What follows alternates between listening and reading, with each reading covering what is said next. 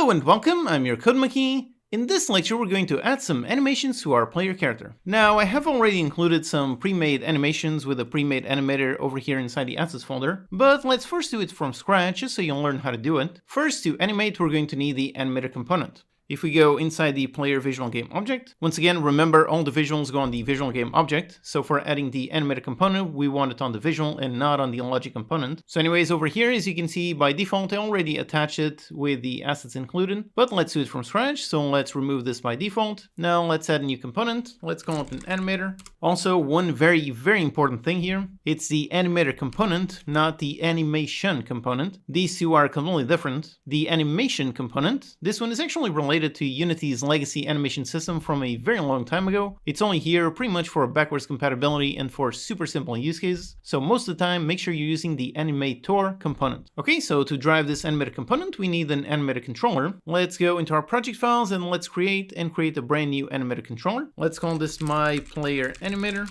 Then let's select the player visual and just drag the controller on there. Okay. Again, if you have issues and you cannot drag the animator onto the field, make sure you're using the animator and not the animation component. Okay, so with this we have assigned our animator controller. And now let's double click on it to open the animator window. And if you don't see it, then go into window, then go into animation and open up the animator window. And also if you still don't see anything, then maybe you might have some issues with your layout. If that's the case, then go onto the top right corner layout and go back into the default and then back into your own layout. And finally, if you still don't see anything on this window, if you don't see the default states, make sure you have the object selected in the hierarchy. So with that, you should be able to see these states. So this is our animator controller. Now I have a really detailed overview of the animator and the animation windows in my Ultimate Unity overview course. So you can go watch those lectures for some really in-depth explanations about everything this does. Basically, the animator is a state machine. So you have various states and you can create transitions between each state. By default, you have these three special states. There's the entry state, exit, and any state. These are used for making transitions, but we don't really need to worry about them just for now. First, let's just make a basic new animation. And for that, the easy way to do it is to open up the animation window. So let's go up top into window, go into animation and open up the animation window. So here it is. Again, that's a different window. That's animation, not animator. And for me, for this window, I like to dock it down here. So there's a nice timeline. So I think this is good. Okay. And now if we select the object in the hierarchy that has our animator, then we can see the text here. So to begin animating, we've got a nice button to create an animation. So let's go ahead and click on this. And now let's give it a name. For now, let's first make the idle animation. So let's just call this idle. And yep, just like that, we have created an animation.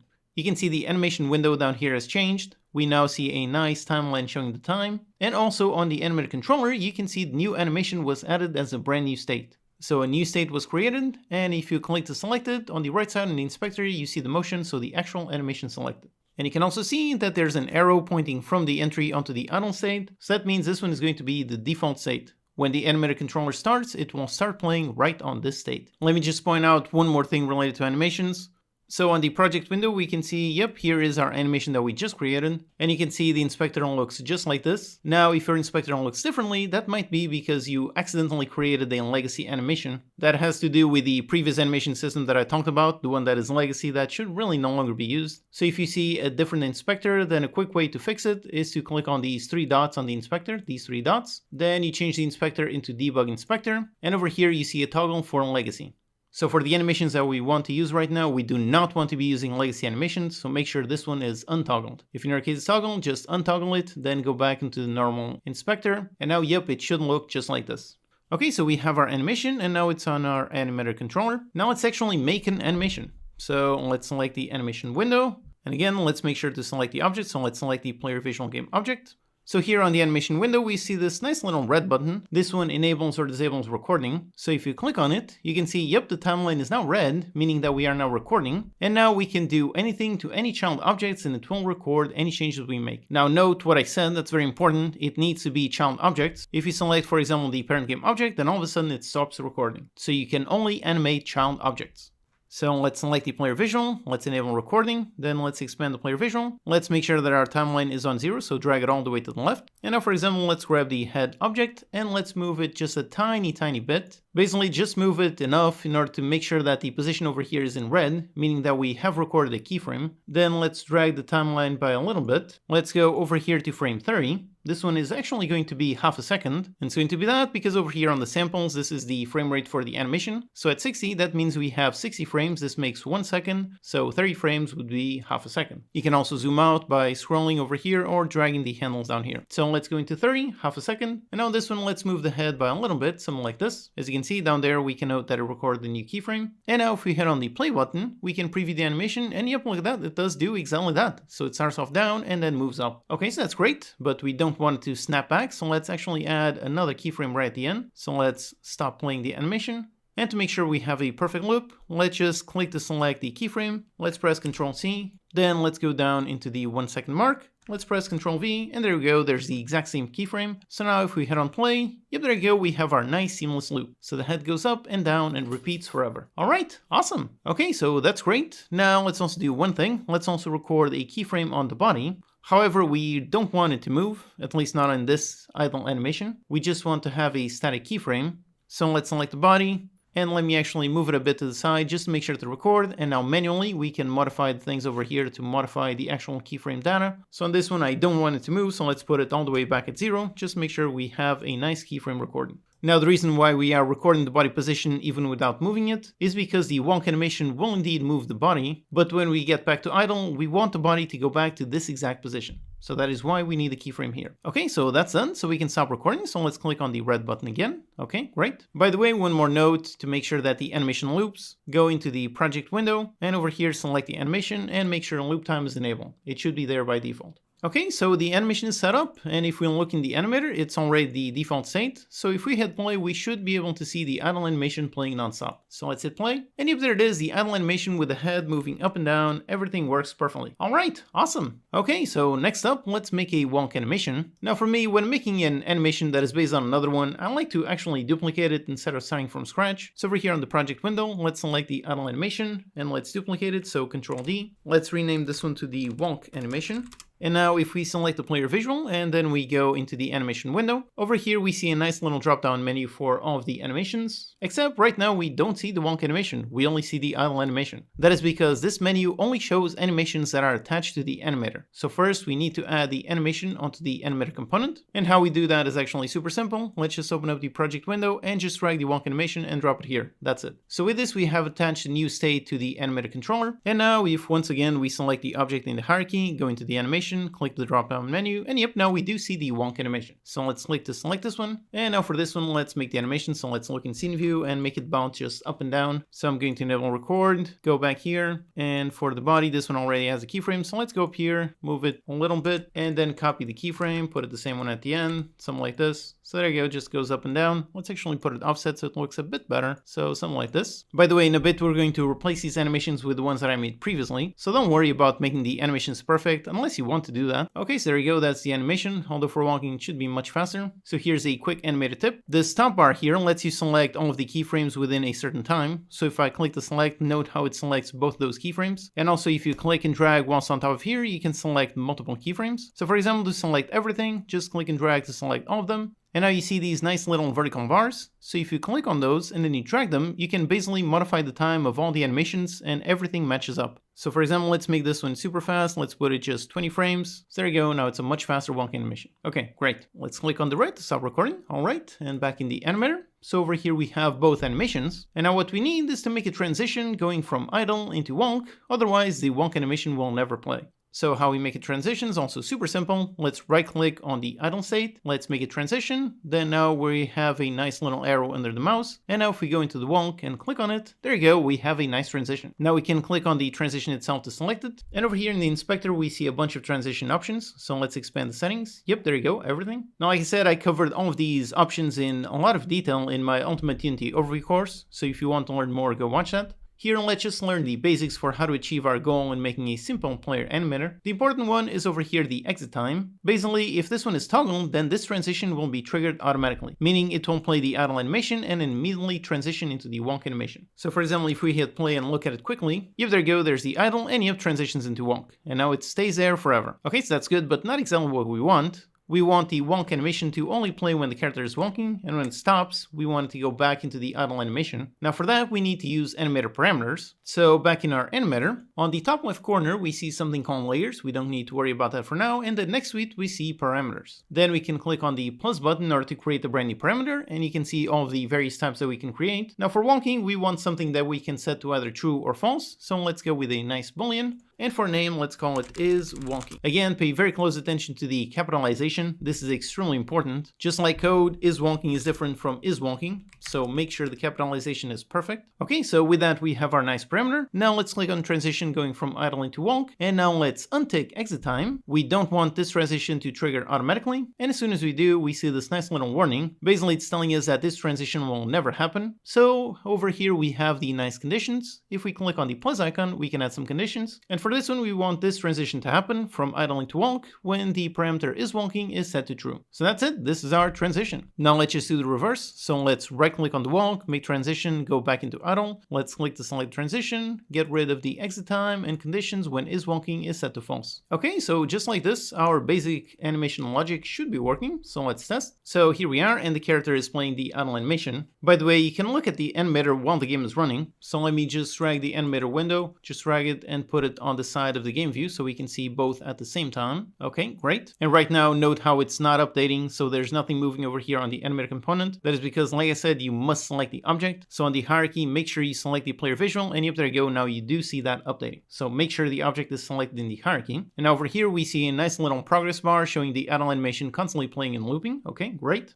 Another important thing is over here the parameters. You can manually change the state of these while the game is running. So for example, if I click, it's going to trigger the is walking parameter, which should trigger this transition and should go into walk. So if I click, and if there you go, transitions into the walk animation, and now, yep, it is playing the walking animation. And if I click to untick it, look at over there what happens, untick, and there you go, transitions back into idle. All right, awesome. So as you can see, we have all of our logic working. We have the animator with both of our states, and by changing this parameter, we can change which animation is playing. Now, of course, the goal is not to trigger this manually by clicking on it, but rather doing it through code. But at least for now, we know that our animator is fully set up. Again, if you want more detail on the animator and animation windows and everything related to animations, then check out those lectures in my Ultimate TNT Overview course. And also later on, for more advanced use cases, I have a video on the animation rigging package. This one is for more advanced use cases for making dynamic procedural animations. It's really fun, so definitely check it out, but only after finishing this course. That one is a much more advanced tool. For now, let's continue here. So we want to trigger our parameter, but do it through code. And again, here we have yet another clean code question. Technically, we could add that code directly over here on the player script. We could just grab the animator component and change the parameter. And in this case, for this very simple game, that would actually not necessarily be a very bad approach, since the game is so simple with so few animations. But like I said, I want to teach you proper good practices, so let's make it properly and actually separate the animations from the logic. For that, let's go into our project, right click in our scripts folder, create a new C# script. Let's call it the player animator. Let's select the player visual game object and attach the component. Okay, so now here, first let's grab the animator. Now one approach is, like we've seen, we could just make a serialized field and drag the reference in the editor. That's one approach. Or alternatively, since the animator is attached to the same game object as this script, then we can just do a get component. Both approaches are really valid. So here let's use get component just to see a different approach. So we just have a field for our animator,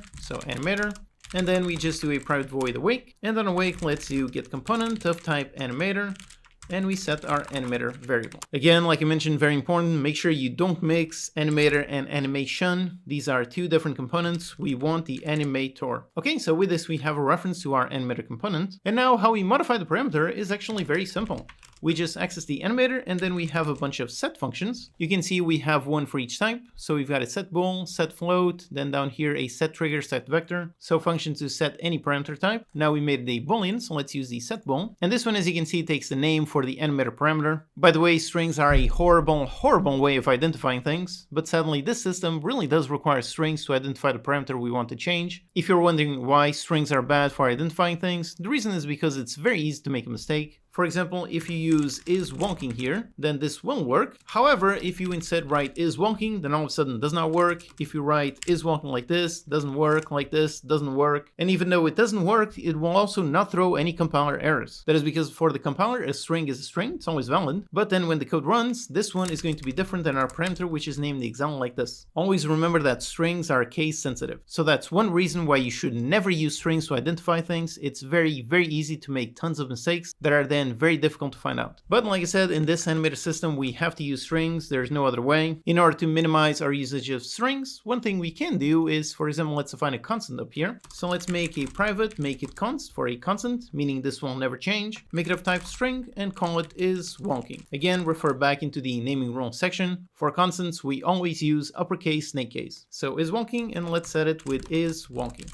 Again, make sure you don't make a mistake here. Make sure you type it exactly like you did on the animator. Then down here, let's use is wonky. And now if we do make a mistake, so if we accidentally use something different, now we do get a compiler error, so at least we have a little bit of protection. Okay, so this one takes a string for the name and then a simple boolean for the value. So this is going to be the value that we want to set to our parameter. Now for this one, we want it to set to true when the player is wonking and false when it's not. So for that, we need to ask the player what it's doing. So let's go over here into our player class. And let's make a function to return just that. So let's make it public because we're going to access it from another script. We're going to return a bool and call it is wonking. Now over here, we just need to return if the player is wonking. So let's make a local field to store that state. So over here, private bool is wonking.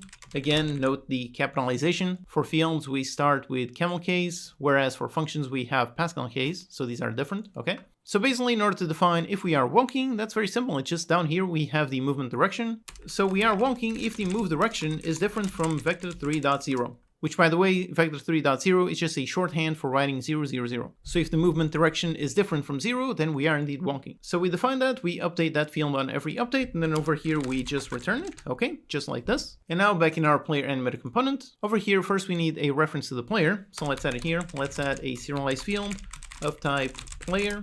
And we need to compile this in order to drag the reference. So let's just comment out this line just to make sure the code compiles. Now here with the code compile, let's drag the reference of our player. Okay, that's it. And then over here for the animator, set is wonking. Let's go into the player and let's ask is wonking. And of course, we don't want to do this just on awake. We want to do it on every single frame. So let's do a private void update. And on update, let's do this. All right, that's it. So this should be working. Let's test. So here we are, starting off as idle, and now as I move, yep, there you go, it is playing the wonking animation. And now if I stop, and yep, there you go, back into idle. All right, awesome, everything does work perfectly. Okay, great.